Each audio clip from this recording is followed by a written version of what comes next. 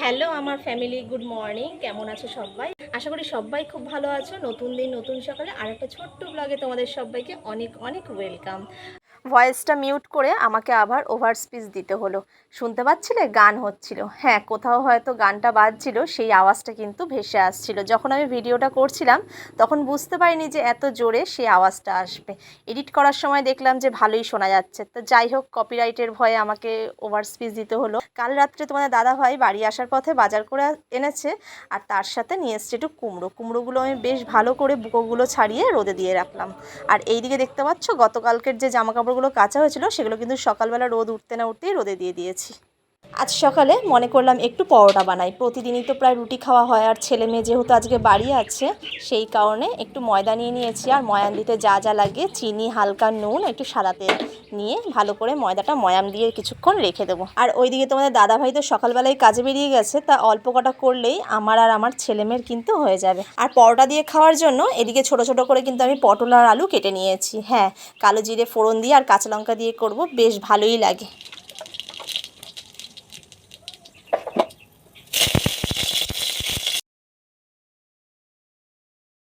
পরোটাগুলো কিন্তু আমি বেশ তিকোনা তিকোনা করে বেলে নিয়েছি। বেলে নিলে একেবারে সুবিধা হবে, তাহলে আমার আর ডবল করে বেলতে হবে না জিনিসটা। আমি একবারে নেব, এখন ভেজে নেব।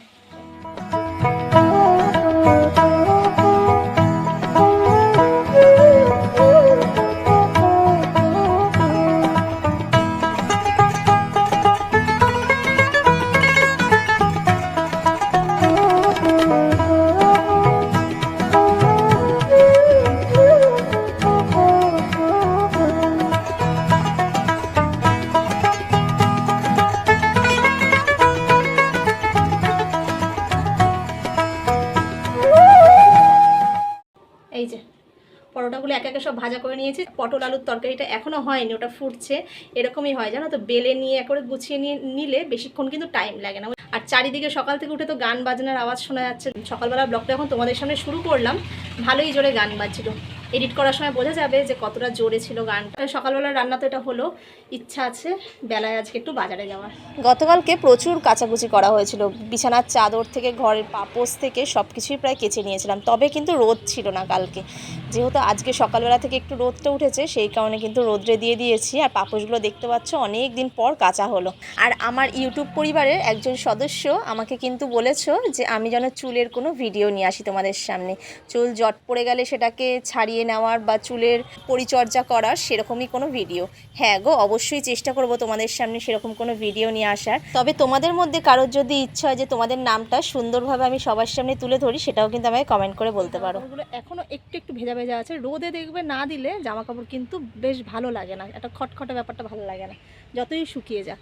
আর আরেকটা জিনিস দেখবে, আমার বাবা যে সেই অপরাজিতার গাছ লাগিয়ে গেছিলো, সেই অপরাজিতা গাছে কিন্তু ফুল এসছে। কালকেই দেখেছি, তবে কালকে যেহেতু একটুখানি কঞ্চি দিয়ে মাচা মতন করে দিয়ে গেছি, ফুল হয়েছে, ভীষণ ভালো লাগছে জানো। দেখো, এই দেখো একটা ফুল দেখতে পাচ্ছ, কি সুন্দর লাগছে না? আরেকটা ফুল যেন দেখেছিলাম কোথায়, এই যে এই যে এই যে, এটা এখনও কুড়ি আছে, এখনও হয়নি, তবে এইটা কিন্তু বেশ ভালোভাবে ফুটে গেছে। দেখতে কিন্তু ভীষণ ভালো লাগছে, তাই না? তোমাদের প্রথমে বললাম না আগামীকাল তোমাদের দাদাভাই বাজার করে নিয়ে এসছে রাত্রিবেলা। হ্যাঁ, তখনই মাছের ডিমটা নিয়ে এসছে। কিছুদিন আগে যেহেতু আমার মাছের ডিম খাওয়ার খুব ইচ্ছে হচ্ছিল, এখন দেখছি হামেশাই বাড়িতে আসার সময় মাছের ডিম নিয়ে আসছে। আর ভীষণ ভালো ছিল জানো তো, বেশ ঠান্ডা ছিল মাছের ডিমটা। এক একটা ডিম যেমন হয় গলে যায়, এটা কিন্তু জলে ধুচ্ছি একদমই গলে যাচ্ছে না। তবে আমার চাইতে তোমাদের দাদাভাইও কিন্তু কিছু কম ভালোবাসে না মাছের ডিম।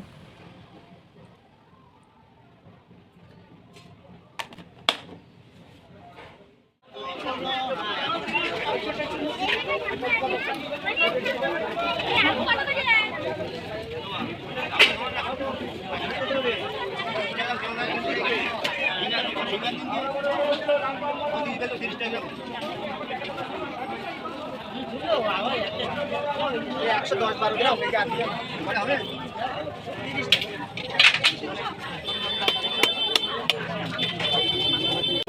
30-35। এটা 30, এটা 35। এটা বাগদা হবে নি, ভালো বাগদা। এটা তো এটা 40 টাকা করে দিলে আমার ভালো হয়। কি করব লাস্টে দিই, কিন্তু এই ডাটা চচ্চড়িতে ছোট ছোট চিংড়ি দিলে ভালো হয়। হ্যাঁ, ঝোল করবে বাগদা। সব সময় কি ঝোল খাবো? তা তরকারিতে দেবো না? কত দেবো? 200 দেবো? কাট দিচ্ছ ওটা? না, আপনার দিচ্ছি। এটা কত দেন? আমার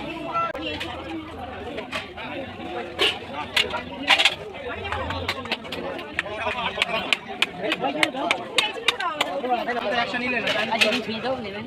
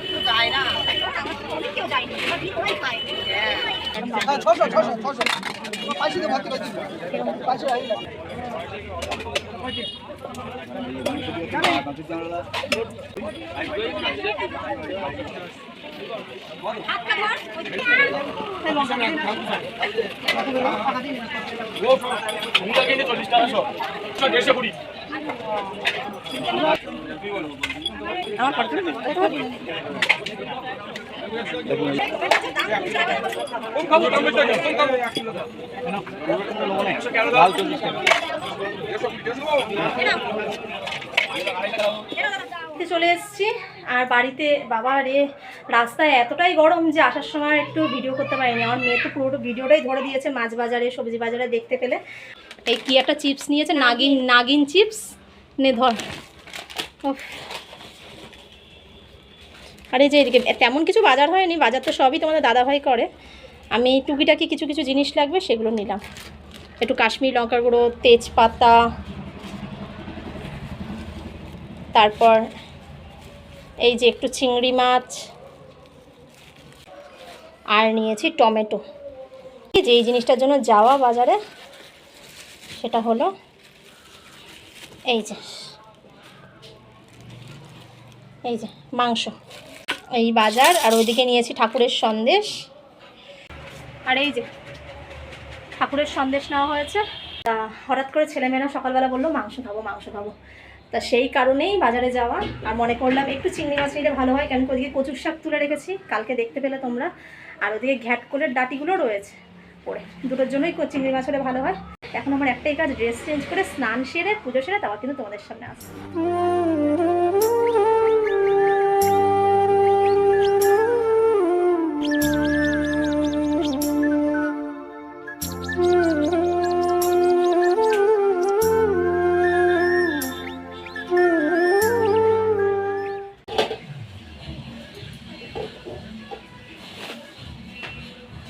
এর আগের এক ব্লগে তোমাদের সামনে তুলে ধরেছিলাম যে ঘ্যাটকোল পাতার বাটা, সেই ডাটাগুলো কিন্তু ছিল। আর অপেক্ষায় ছিলাম যে বাড়িতে কবে কাঁঠাল আসবে, কাঁঠালের আটি দিয়ে এই ডাটাটা চচ্চড়ি করব। তবে বাজার থেকে দেখতে পেলে যে আজকে চিংড়ি মাছ নিয়ে এসেছি, চিংড়ি মাছ দিয়ে কাঁঠালের আটি দিয়ে আর আলু দিয়ে এই ঘ্যাটকোল পাতার ডাটাটা চচ্চড়ি করব। তবে কেটে একটু ঢাকা দিয়ে সেদ্ধ বসিয়ে দিলাম। সেদ্ধ হয়ে যাওয়ার পরে আমি যেহেতু মাংস নিয়ে এসেছি, আজকে মাংসতে মনে করছি একটু ভাজা মশলা করে দেবো। তার জন্য কড়াইয়ে শুকনো লঙ্কা আর একটু সাদা জিরে দিয়ে দিচ্ছি। এই দুটোকে ভালো করে নেড়ে চেড়ে তারপর কিন্তু আমি শিলের পাটায় ভালোভাবে বেটে নেব। তাহলে না গন্ধটা বেশ ভালো হয় ভাজা মশলার। কোনো দিনও যেসব কাজ কখনো করিনি সেই সব কাজ কিন্তু আজ নিজেই করি আর নিজেই চিন্তা করি। বাবার বাড়িতে কোনো দিনও বাজার করে খাইনি, কখনো গোবর দিইনি, কখনো এত কষ্ট করিনি। না গো, কষ্ট বলতে এটাকে ঠিক খারাপভাবে মিন করো না। আজকে নিজেই ভাবি যে নিজে একজন দায়িত্ববান মা হয়ে উঠেছি। ছেলেমেয়েরা কি চায়, ছেলেমেয়েদের কখন কি ইচ্ছে করে, সবসময় মাথার মধ্যে যেন এগুলোই ঘুরতে থাকে। তাদের কি খেতে ইচ্ছা করছে, তাদের কোনটা লাগবে, কোনটা চাই, এই সবই আর কি। একটা মেয়ে পারে না এমন কিছু কিন্তু নেই। তোমাদেরকে এর আগের ব্লগেও বলেছি, মেয়েরা ঠিক তরল পদার্থের মতন, যে পাত্রে ঢালবে সেরকম আকার ধারণ করবে। তো যাই হোক, এদিকে দেখতে পাচ্ছ কড়াইয়ে কিন্তু আমি কালো জিরে, একটু রসুন আর কাঁচা লঙ্কা ফোড়ন দিয়ে আমি এই যে ডাটার যে সেদ্ধ করে রেখেছিলাম সেটা কিন্তু ছেড়ে দিয়েছি। আর ডাটাটা একটু সেদ্ধ করে রাখার কারণটা কিন্তু যেন গলা না ধরে আর যেন সেদ্ধটাও বেশ ভালো হয়। এর আগের দিনের ব্লগে ঠিক যেরকমটা অবস্থা হয়েছিল, ভিডিও করতে করতে চারিদিক অন্ধকার হয়ে গেছিলো, সেম কিন্তু আজকেও দেখতে পাচ্ছি চারিদিক একদম ঘন কালো হয়ে গেছে। মনে হচ্ছে আবার যেন ঠিক বৃষ্টি আসবে। তা সেই কারণে তোমাদের সামনে আর মাংসের ভিডিওটা আর তুলে ধরলাম না। হ্যাঁ, মাংসটা কিন্তু যেরকমভাবে রান্না করার সেরকমভাবেই করলাম। ভাজা মশলা, টমেটো সব কিছুই দিয়েছি, আর কালারটা দারুণ এসছে দেখতে পাচ্ছ, আর গন্ধটাও না বেশ ভালো বেরিয়েছিল, কেন কি ভাজা মশলা তো আমি সহজে দিই না রান্নায়। তো চলো, আজকের ব্লগটা কিন্তু আমি এখানেই শেষ করলাম। তোমাদের কেমন লাগলো তোমরা কিন্তু অবশ্যই কমেন্ট করে জানিও, আর নতুন হলে চ্যানেলটা অবশ্যই সাবস্ক্রাইব করে দিও।